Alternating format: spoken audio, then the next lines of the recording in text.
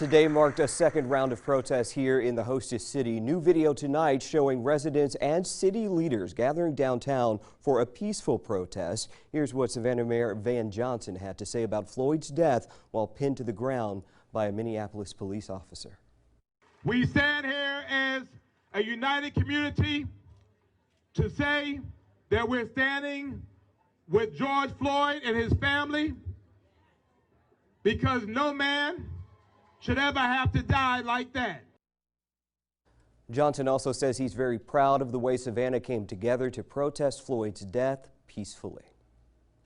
News 3 has several crews in downtown Savannah. We are on your side with team coverage. We began with WSAV's Joanne Merrigan live from Johnson Square, where the protest started. That is right, Tina. All quiet at this hour in Johnson Square. Now, we have heard within just the last 15 to 20 minutes there might have been some kind of an issue at City Hall. That's just up the street, as most people know. And we're gathering more information about that. But right now at Johnson Square, again, all quiet.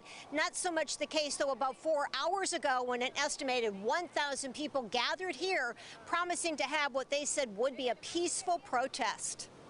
I can't breathe! I can't breathe! I can't breathe!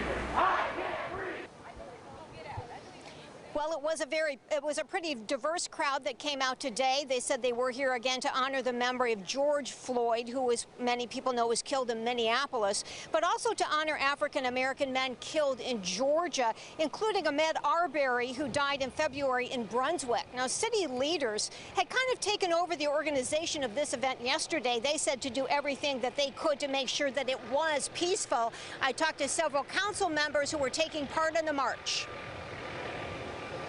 Just to show unity as a city, and to give a voice for all the people and the young people who put this event together, and just, give them some support on behalf of the city. This is all about standing with the community and generating awareness. Beginning of a movement begins with a single step. You can see how many people have turned out today. It's something that they care passionately for, and that is for change. Well, some people are still gathering here at this point to look at some artwork that a lot of local artists left behind, talking about the issue and talking about some of the people that they say have died over the years here in Georgia. I see one man over here kneeling. Kind of a touching scene there. So again, all quiet at this point. About 1,000 people took part in this peaceful protest today. Again, there may have been a few incidents and perhaps one that just occurred at City Hall, but overall we have not heard of any major problems today or any major arrests at this point. Reporting now live from Johnson Square, I'm Joanne Merrigan, WSAV News 3 on your side. Thank you, Joanne. The National Guard was called in just in case crowds got out of control. WSAV News 3's Alex Bozargian picks up our team coverage from Savannah City Hall. Alex. Well, protesters just left this area a little while ago. They were headed east on Bay Street. Now, there was a bit of a tense back and forth between those protesters and Mayor Johnson. He was actually perched up on that balcony where that American flag is hanging with former mayors Otis Johnson and Edna Jackson. Now, the National Guard was also here. They arrived around 2:45 this afternoon. They did not approach the crowd at all. They actually hung back with the Savannah Police Department just in case things got heated. Now, we are told 103 soldiers from the 1st Battalion, 118th Field Artillery Regiment are on the ground right now. They're actually based out of Savannah. In addition, they have 14 FMTVs and more on standby. Law enforcement had the city surrounded. They weren't taking any chances, and that's why one protester said he didn't hesitate to participate in the march. I think the anger is justified, but there's a great community here in Savannah. I didn't think it would become violent. I knew that the police officers that are working here in Savannah would keep us safe, because not all police officers bad, but we need to bring those who are to justice.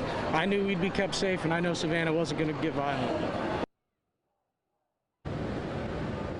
Now, the governor's office says the Georgia State Patrol and the Department of Natural Resources are also assisting the National Guard, trying to keep things under control, and they tell me that they'll be around as long as they're needed.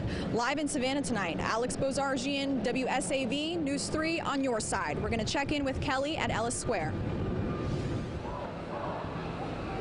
And Alex, Alex, just a few minutes ago, dozens of protesters showed up here in Ellis Square. Right now, everything seems to be peaceful. They're chanting. Some are lying on the ground with their hands behind their back as a sign for George Floyd. City officials do say that there's a joint effort happening right now to keep an eye on these remaining protesters still out here around Savannah.